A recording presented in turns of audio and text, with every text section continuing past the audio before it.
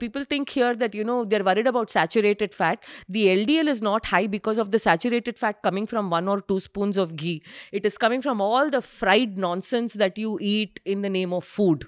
Absolutely wonderful 1 or 2 spoons of ghee. People are making saturated fat into this coconut oil tadka that you put in, or the coconut chutney that you eat, or even the coconut milk fish curry that you're making at home, or you're cooking your 1 egg or 2 eggs in butter. That is not the saturated fat problem. Very important point to discuss. Where the previous discussion that we had, we talked about ghee. Yes. And the discussion was, ghee is okay. No. She said ghee is not okay.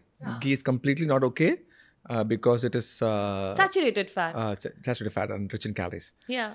But I said, All oil is rich in calories. All oil is nine. rich in calories. So I said, I think 1 to 2 tablespoons of ghee per day is completely okay as long as you don't overdo it. But the point she was mentioning was people always overdo it. He was saying they're putting the ghee on the roti. And then when they do tadka, they do ghee over there as well. And then they use ghee for cooking or the sambar or... Not my experience at all. I see. In fact, there is so much fear of saturated fat in the last 30, 40 years. Everybody I know has moved to peanut oil, mustard oil, sesame oil, and worst case, all these Saffola, sunflower oil, whatever. That's a completely different podcast we can do. There is a lot of awareness about ghee, okay? When we think of oils, first and foremost, we should think of how we are consuming it. The first way there is excess oil in your diet is when you take ultra-processed food. There is palm oil, there is this oil, there is that oil. Also, ghee is really expensive. Nobody is using it that much, really. And there is so much fear of ghee and cholesterol. Ghee is expensive. A good, decent brand is 1,000 rupees. I'm not even getting into that Bilona method and all, which is now, it's almost priced as gold. 1,000 rupees for an Indian household for a liter of ghee, let's remember, it's a 4-member family, is very expensive.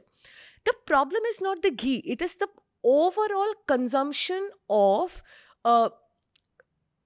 in what all ways fat is coming into your diet. Just like in what all ways carbs are coming into your diet. When you eat the tatte, the murk, when you're eating, people don't even think about the oil that they're eating in a biscuit. In a day with 2 cups of tea, 4 biscuits. In a week, it is probably 3 packets. That is where your oil is creating a problem for you. Or when you sit and eat banana chips. Oh, it's very healthy, made in coconut oil. But to what quantity? And every day. So, my thing is, if you're right. If you're overall mindful about the quantity of oil.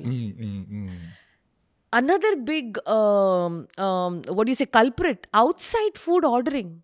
They are designed to put more oil. Make it tasty. Make it tasty, correct. You make grilled chicken at home. I make it in 6 to 10 grams of butter. You order grilled chicken from outside or tandoori chicken. Even if they're writing, they'll tell you it has 28 grams fat. That is their job. So, you don't have to fear. Yes, do not have these highly refined hydrogenated oils. Our traditional oils, including ghee, are fine. The overall, see what your overall diet is comprising of. Course. That one ghee that you put in sambar, or even that your mom will put that chammach in the katori and put a little bit on. That is not the one that is. It is the ice cream. It is all of that you do on a daily basis is a problematic. So, rotate your fat. Don't worry about saturated. You have different kinds of fat. And Indian cultural wisdom, doctor, we are from the south. So we used nalane, sesame oil for certain things. We used peanut oil for certain things. If you're from Kerala, you didn't use peanut oil. You used coconut oil for certain things. Ghee was for certain things. We always rotated our oil. So depending upon which part of the country you are, rotate your oil so that your omega-3, 6, 9 isn't. The problem today is the ratio between omega-3 and 6 has become 1:22, which is highly inflammatory. And that is coming because of, again and again we can say this, your bad food, your junk food consumption, your fried food, eating all these other things. So that is where it is. There is no need to fear ghee and butter. When you're talking about fried foods, it's like samosas. Yeah, pakora, kachori. Look at what gets served in a regular corporate office between 4 and 6. Vada pav, samosa, bread pakoda, kachori,